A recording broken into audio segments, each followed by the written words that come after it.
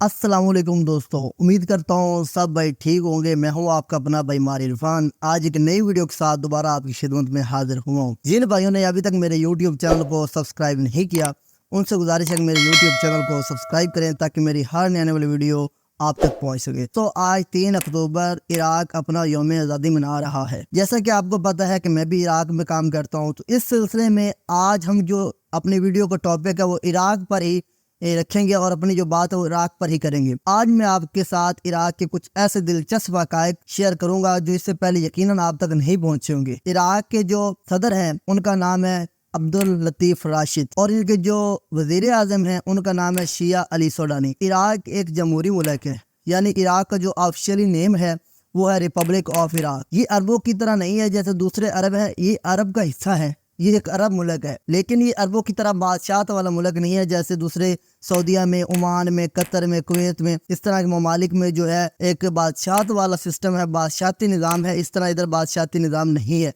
बल्कि इधर पार्लिमानी निज़ाम है। इधर पार्लिमान मौजूद है, अवाम के वोटों से जो नुमाइंदे चुने जाते हैं, फिर वो आगे वज़ीर आज़म और सदर का जो है इंतखाब करते हैं और मुंतखब उनको करते हैं। सेम पाकिस्तान वाला सिस्टम है। इधर जो सदर है वो आप कह सकते हैं जैसे पाकिस्तान में जिस तरह के सदर के पास इख्तियारात हैं, बिल्कुल सेम लाइक इधर ऐसे ही है। इधर जो वज़ीर आज़म है असल हुकूमत का वही सरबराह होता है, वही इधर मुल्क का इंचार्ज होता है, वही बड़े फैसले करता है। जी हाँ दोस्तों, इराक का जो कॉलिंग कोड है वो +964 है और जो इसका डोमेन कोड है वो IQ है। इराक का जो दारुल हुकूमत है वो बगदाद है।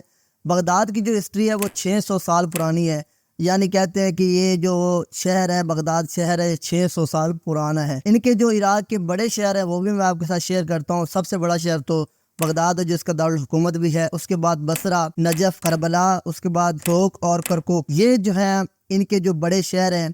ठीक है, जो इराक में इस तरह कह सकते हैं कि आप ज़्यादातर जो आबादी है वो शहरों में ही बसती है। यहाँ पे 70% जो आबादी है वो शहरों में रहना पसंद करती है और 30% जो लोग हैं वो देहात पर मुश्तमिल है। यहाँ का जो ज़्यादातर इलाका है वो रेगिस्तान टाइप है, कह सकते हैं कि जो पहाड़ों पे मुश्तमिल है। इधर को मैदानी इलाका कम है। यहाँ दुनिया का तीसरा बड़ा ऑयल का जो ज़ख़ीरा है, तेल का ज़ख़ीरा मौजूद है। आज कुछ ऐसी और बातें शेयर करनी है। ये तो बातें आपने व्लॉग्स में सुनी होंगी जो दोस्त अहबाब जो यूट्यूब के ऊपर अपलोड करते हैं, लेकिन कुछ ऐसी बातें हैं इराक के मुतल्लिक जो आपने इससे पहले कभी नहीं सुनी होंगी। गैर मुल्कियों को नेशनलिटी देता है इराक, वाहिद मुल्क है अरबों का, मैं बता रहा हूँ आपको, जो गैर मुल्कियों को नेशनलिटी देता है। दुबई में आप 100 साल भी गुजारे, सऊदीया में भी आप 100 साल भी गुजारे, कुवैत में गुजारे, ओमान में गुजारे, ओमान आपको नेशनलिटी नहीं देगा। इराक वाहिद ऐसा अरबों का मुल्क है जो आपको नेशनलिटी देगा। वो किन सूरतों में देगा वो भी मैं आपके साथ शेयर करता हूँ। इराक में अगर आप लीगली 10 साल स्टे कर चुके हैं, 10 साल आपने लीगल तरीके से यहाँ पे क़याम किया है और आपके ऊपर कोई एलिगेशन नहीं है, आपने पुरअमन शहरी के तौर पर यहाँ पे खिदमात सर अंजाम दिए हैं। आप इनके आधे शहरी तो पहले थे जब आपके पास अकामा था, लेकिन इराक आपको 10 साल बाद ये ऑफ़र करेगा कि अगर आप सिटीज़न के लिए शिप के लिए अप्लाई करेंगे तो वो आपको सिटीज़नशिप दे देगा, आपके जो डॉक्यूमेंट्स वगैरह चेक करके। दूसरी सूरत में इराक में अगर आप इराकी लड़की से शादी करेंगे, इराक कुछ स्टे देता है 1 साल से अबव, वो आप स्टे को आपको करना होगा इधर इराक में। ठीक है, उसके बाद आप जो इनके कोर्ट्स में दरख्वास्त दायर करके आप नेशनलिटी ले सकते हैं। इसके साथ साथ अगर इराक में आप विज़िट पे आए हैं, किसी भी विज़िट पे आए हैं, आप ज़ियारतों पे आए हैं, आप किसी काम के सिलसिले में अपनी फैमिली के साथ इधर आए, इधर आपके जो बच्चे ने जन्म ले लिया, आपका बच्चा यहाँ पैदा हो गया, तो उसको इराक जो डायरेक्टली नेशनलिटी दे देता है। इराक उसको ताउमर नेशनलिटी दे देता है। उसके लिए ये नहीं है कि वो पाकिस्तानी सिटीज़न है, वो पाकिस्तान से जब इराक आएगा तो उसको वीज़े की ज़रूरत होगी। जी दोस्तों, उसको वीज़े की ज़रूरत नहीं होगी। मैं बड़ी बात आपको बता रहा हूँ, इससे पहले आपके पास इसके बारे में इंफॉर्मेशन नहीं होगी। इराक उसको डायरेक्टली जो वो वीज़ा दे देता है।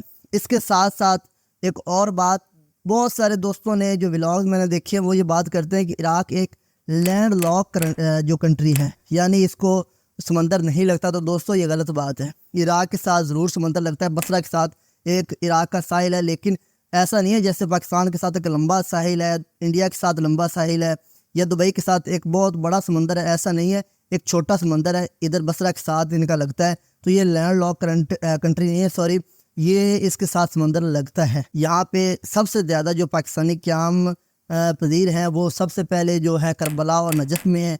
वो उनके पास नेशनलिटियाँ भी हैं इराक की, ठीक है, और वो काफ़ी लंबे अरसे से इधर वो क़याम पजीर है। इसके साथ साथ इराक जो पाकिस्तानियों को یونیورسٹیز میں داخلے بھی دیتا ہے، ایڈمیشن بھی دیتا ہے، لیکن اس کے لیے شرط یہ ہے کہ آپ کو عربی آنی چاہیے۔ عراق کی جو عربی ہے نا وہ دوسرے عربی جیسے سعودی عرب کی عربی ہے یا دبئی کی عربی ہے وہ ڈیفرنٹ ہے۔ عراق کی عربی جو ہے ترکش سے مکس ہو کے ایک زبان بنی ہے، وہ والی عربی ہے، اس میں تھوڑی سی عربی ڈیفرنٹ ہے۔ اگر آپ کو عربی آتی ہے تو آپ ان کی یونیورسٹیز وغیرہ میں ایڈمیشن لے سکتے ہیں، ایزیلی لے سکتے ہیں۔ یہاں پانی بہت کم ہے اور جو گورنمنٹ وغیرہ ہے وہ پانی کی سپلائی دیتی ہے شہروں میں، دور دراز شہروں میں۔ یہ دوستوں اس کے ساتھ ساتھ میں آپ کو بتاتا ہوں کہ کن کن ممالک کے جو سرحدیں ہیں وہ عراق کے ساتھ لگتی ہیں۔ جی ہاں دوستو، اس کے مشرق میں جناب ایران ہے، زیادہ تر جو اس کا جو بارڈر ایریا ہے وہ ایران کے ساتھ لگا ہوا ہے، ٹھیک ہے جناب۔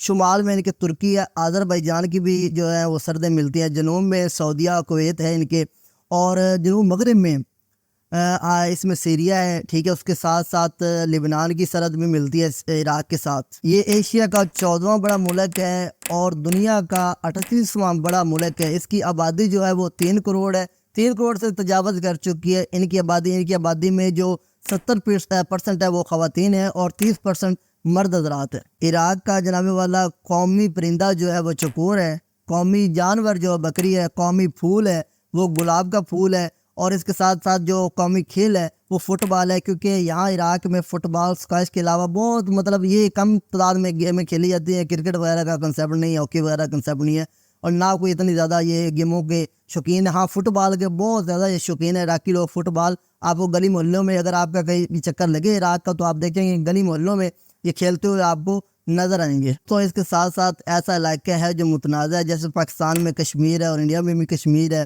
انڈیا والے کہتے ہیں کہ سارا کا سارا کشمیر ہمارا ہے، اور پاکستان والے کہتے ہیں کہ سارا کا سارا کشمیر ہمارا ہے، لیکن پاکستانیوں نے تو ان کو تھوڑی سی جو ہے پرلیف دیا ہوا کہ ان کا اپنا وزیر اعظم ہے کشمیر میں، ان کا اپنا ایک پارلیمان ہے، اپنا سسٹم ہے۔ بالکل ایسے ہی عراق میں ایک علاقہ ہے کردستان کے جو سیریا والے ہیں یعنی شامی ہیں وہ کہتے ہیں یہ ہمارا علاقہ ہے۔